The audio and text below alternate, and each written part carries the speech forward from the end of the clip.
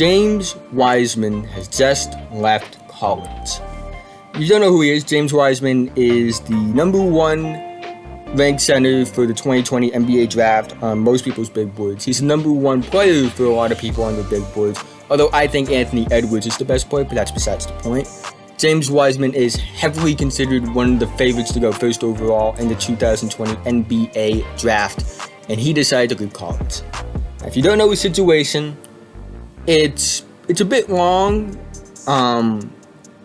It starts out where he was a highly rated kid coming out of high school, number 1 prospect in the country, and then he gets his commitment. He goes to Memphis to play under Penny Hardaway, who he's known for a long time, and he gets suspended because Hardaway had paid for $11,500 in moving expenses to help his family move to Memphis, and there's a whole thing. He got a restraining order against the ruling, allowing him to play, and then he withdrew it, and then, eventually he left. Because on top of being suspended, he would have to donate $11,500 to charity, which was a stupid thing to do. So he decided to leave. What does it mean for him? Well, it doesn't mean much. I still think he's going to go top 3. I think it's probably a lock.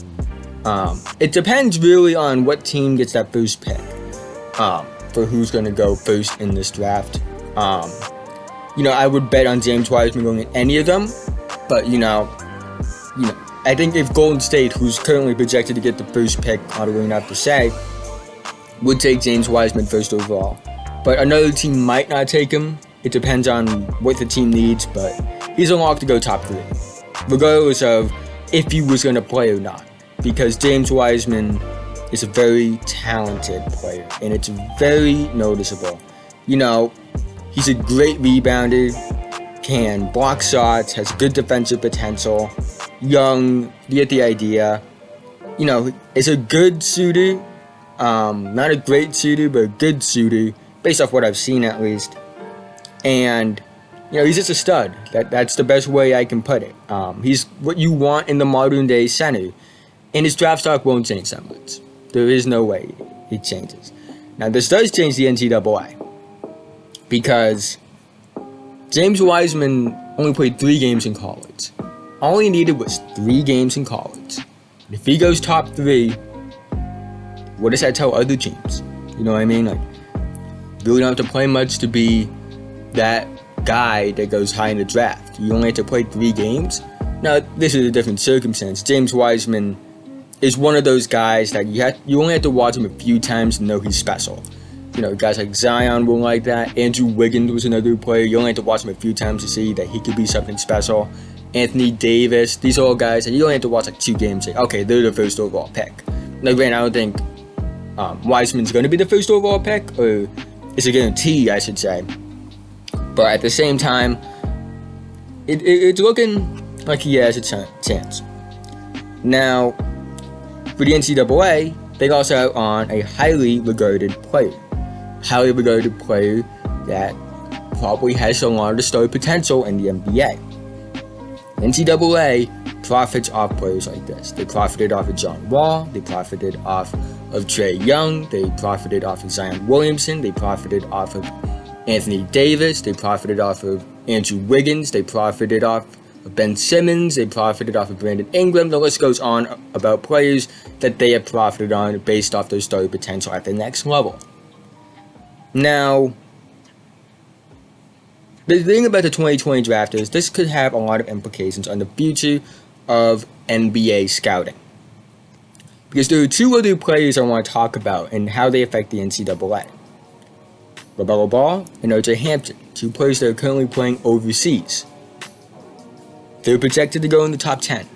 If they go top 10, and James Wiseman goes top 10 despite only playing 3 games in college, it sends a bad message to a lot of the recruits.